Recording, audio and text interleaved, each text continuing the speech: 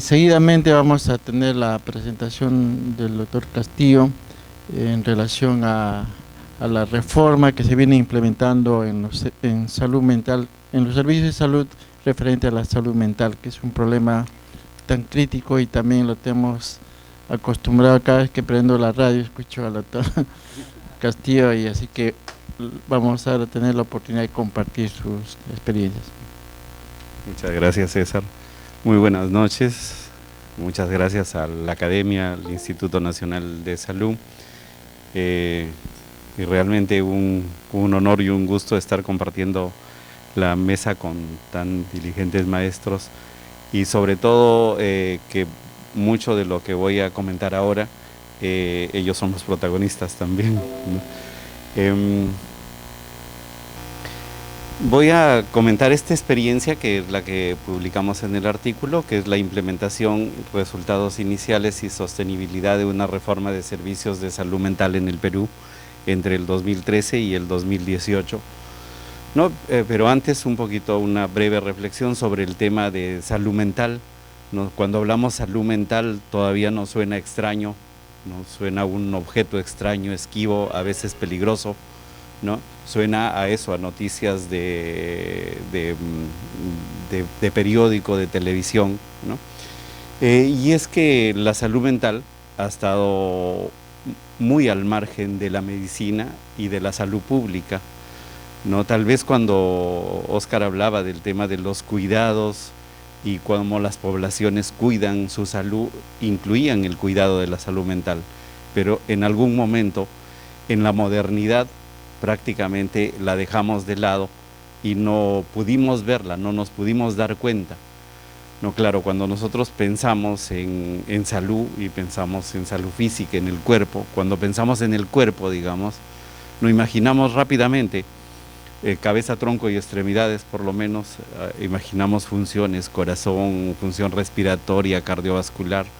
Cuando pensamos en mente, ¿no? Ya nos cuesta encontrar una estructura, tal vez inconsciente, consciente, super yo, o tal vez emociones, sentimientos, pensamientos, y también es una estructura tan o más compleja que el cuerpo, ¿no? Y por tanto también es una estructura que se enferma tanto o más que el cuerpo, pero no lo prestamos atención.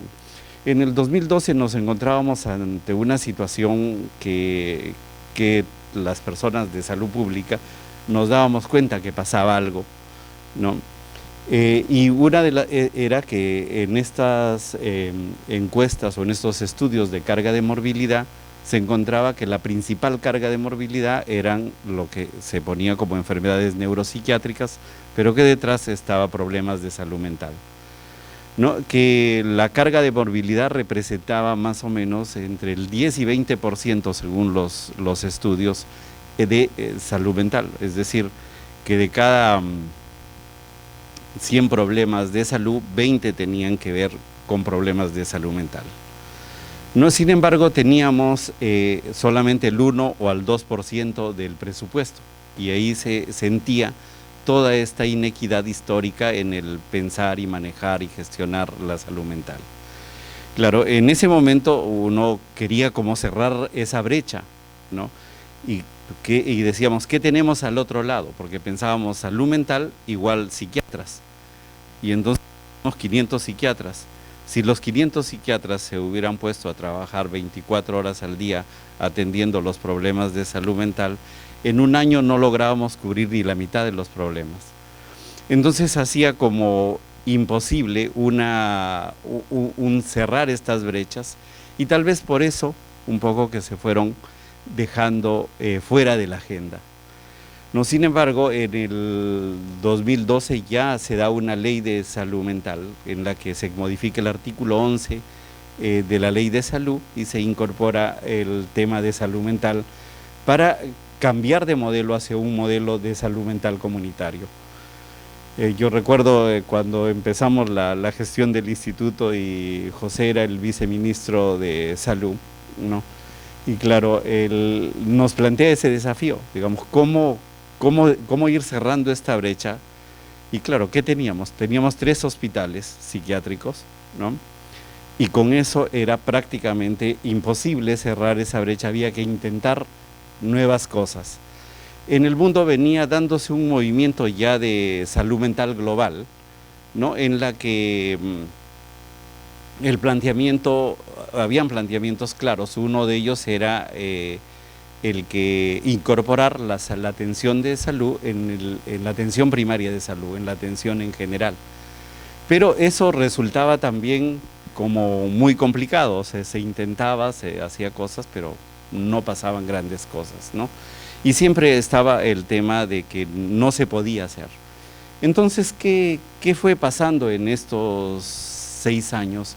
Que nos ha puesto en un momento en que realmente la salud mental parece posible. O sea, lo que ahora sentimos es que sí parece posible, se siente posible que podamos llevar salud mental a nuestra población, a nuestra gente. Entonces hubieron algunos puntos. Uno de los nudos críticos era el presupuesto. Todos sabíamos que se necesitaba más presupuesto, pero ¿cómo lograr más presupuesto? Lo que teníamos ya para ese entonces era que varios problemas de salud mental habían ingresado al PEAS, ¿no? Que eran esquizofrenia, depresión, ansiedad, alcoholismo, en las dimensiones básicas, pero estaban ahí.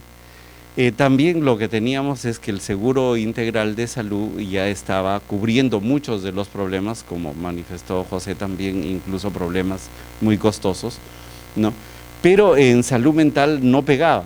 Los hospitales no querían entrar al SIS, porque lo que pasaba era que por cada atención les pagaban lo que correspondía a una consulta, y como sabemos en los seguros las consultas es lo mínimo, ¿no? Y entonces no permitía que el SIS lograra compensar siquiera los costos o los esfuerzos que hacían los prestadores.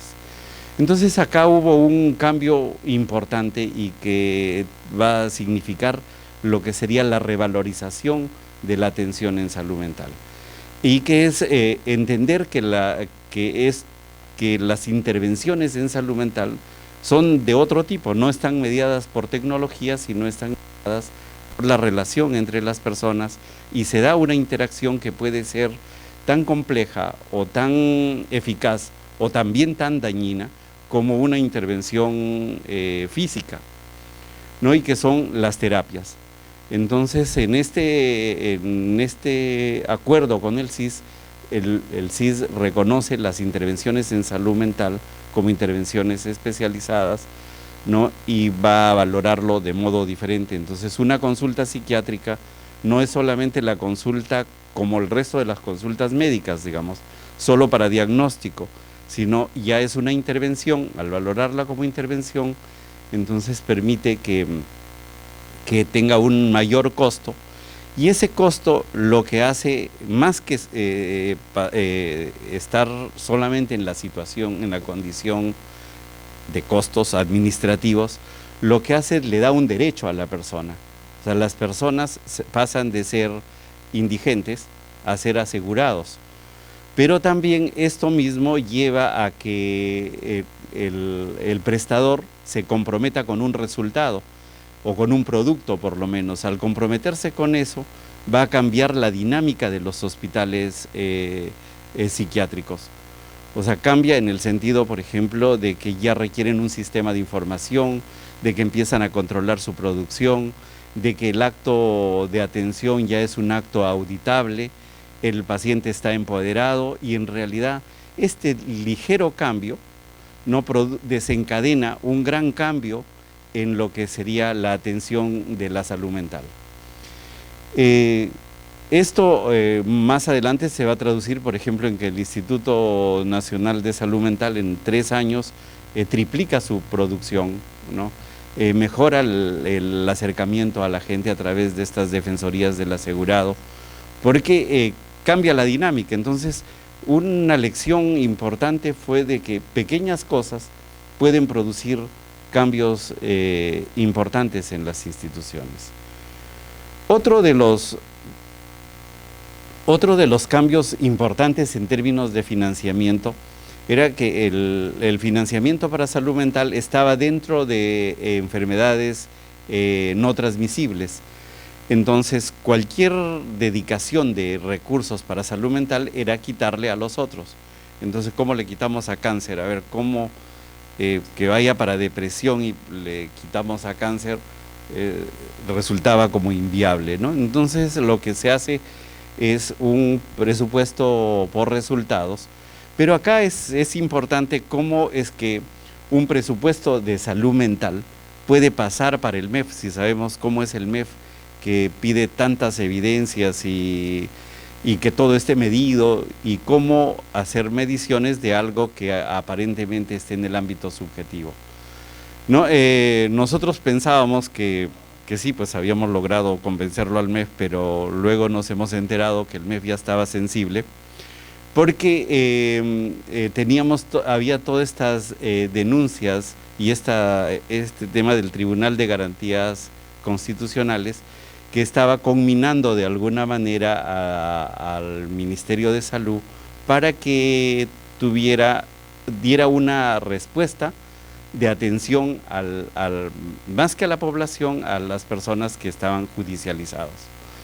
Y entonces había una sensibilización de ese lado, y pudo pasar bastante bien el presupuesto, y logramos un presupuesto pequeño de algo que sería equivalente a 20 millones de dólares o 75 millones de soles, con los que se empezó el programa. Entonces, en ese momento, la decisión era cómo invertir este dinero. Se podía invertir para fortalecer los hospitales psiquiátricos, se podría decidir para fortalecer la atención primaria de salud, pero ahí es donde se decidió implementar nuevos dispositivos de salud mental. Es decir, los centros de salud mental comunitaria, que en realidad son pequeños centros, con equipos muy pequeños de aproximadamente 20 personas, grupos interdisciplinarios, ¿no? Que brindarían atención especializada en salud mental, pero cerca a la comunidad, y buscando que la comunidad se incorpore no solamente como receptor del servicio, sino también como un participante activo. Y lo que nos llamó la atención, ¿no? De que en ese año, en el 2015, se propone 22 centros, y los 22 centros se forman. En ese tiempo Óscar estaba en el IGES, ¿no? Y desde el IGES, por ejemplo, se dinamiza esta formación de los centros, y hay una respuesta muy rápida, y prácticamente los 22 que se planificaron, los 22 se implementaron. No, por ese tiempo estábamos tratando de implementar otro tipo de centros de salud, y resultaba difícil porque, por ejemplo, que había desde el tema del terreno, y la implementación terminaba complicada, pero esto funcionó muy rápido. Y lo que encontramos que funcionó muy rápido porque la gente ya lo estaba esperando, ¿no? Y los actores locales se comprometieron, ¿no? Por ejemplo, el alcalde de Caraballo dejó el local donde funcionaba la alcaldía para el centro de salud mental. En Trujillo también el alcalde del Porvenir dio como 2 lugares de los 5 que se habían planificado en Trujillo, y así la gente dejaba espacios, ¿no? Y participaban en esta implementación. Entonces, como que resultó fácil la implementación, y a partir de eso se va a dar este crecimiento de los centros de salud mental comunitarios. Empezamos con 22 en el 2015, ahora hay 104 centros de salud mental comunitarios, ¿no?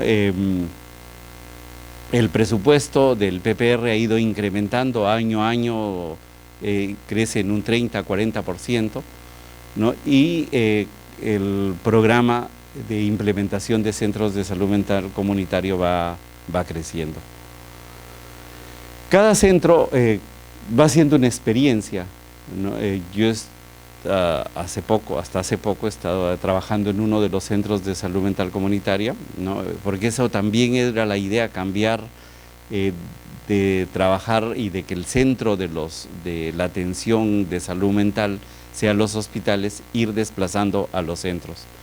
Y en estos centros de salud mental comunitaria lo que se hace es un trabajo con las personas, con la comunidad, es un trabajo interdisciplinario, ¿no? Y la gente participa incluso en sus propios diagnósticos, en su tratamiento, participan en actividades que van a ayudar a recuperar la salud mental y no solamente en el tratamiento farmacológico, ¿no? Y tenemos centros que están también en ámbitos rurales que van integrándose con la medicina, con las medicinas tradicionales. En fin, se va desplegando una cantidad de centros y cada uno con una experiencia que va convirtiendo a esta reforma de salud mental comunitaria en una realidad, ¿no? Entonces, entre el 2013 y el 2018, o sea, diríamos que ha ido cambiando el perfil de cómo estamos atendiendo la salud mental en el país. Estamos pasando de atender principalmente en los hospitales psiquiátricos a atender en los centros de salud mental comunitaria. En términos de cifras, por ejemplo, en el 2018, ¿no? Con los 29 o 30 centros de salud mental comunitaria que estuvieron funcionando desde el 2017, han tenido 240,000 atenciones, que es igual a las que han atendido los 3 hospitales psiquiátricos. Entonces, ya estamos en un punto de paridad, pero lo han atendido con el 11% de los recursos económicos, con el 11% del presupuesto que corresponde a los hospitales psiquiátricos, y con el 40% de profesionales. Entonces, lo que está mostrando que los centros de salud mental comunitario tienen eficacia, son sostenibles, resultan más económicos que el modelo de los hospitales psiquiátricos. Se espera que para el 2019 no podamos triplicar la producción, porque ya son 100 centros de salud mental comunitarios, ¿no? Y con costos menores que lo que representan los hospitales. Entonces, estamos ante una reforma que realmente ha logrado ser eficaz, ha mejorado la calidad de la atención es más próxima, más cercana con las personas, más participativa, ¿no? Y además está siendo más económico, ¿no? Lo que tenemos ahora es que la reforma de salud mental tiene un respaldo también fuerte, ¿no? Y uno de sus indicadores es que hace poco el Congreso aprobó por unanimidad una nueva ley de salud mental. En nuestra nueva ley de salud mental ya explícitamente se plantea la implementación de un modelo de salud mental comunitaria en el país, ¿no? Estamos en el proceso de su reglamentación, ¿no? También se incorpora plenamente al aseguramiento universal, ¿no? Que es un poco lo que vimos en esa época, que es lo que le dinamizó. Entonces estamos en un buen momento en la salud mental, que estamos, creo, en condiciones de ir cerrando un poco estas brechas. Del 2012 teníamos una cobertura de atención del 11%, ahora estamos alrededor de 20%, entonces hay un incremento también en este indicador. Y eso es un poco lo que contamos en el artículo, todos los procesos que se ha ido dando en la implementación de esta reforma. Gracias.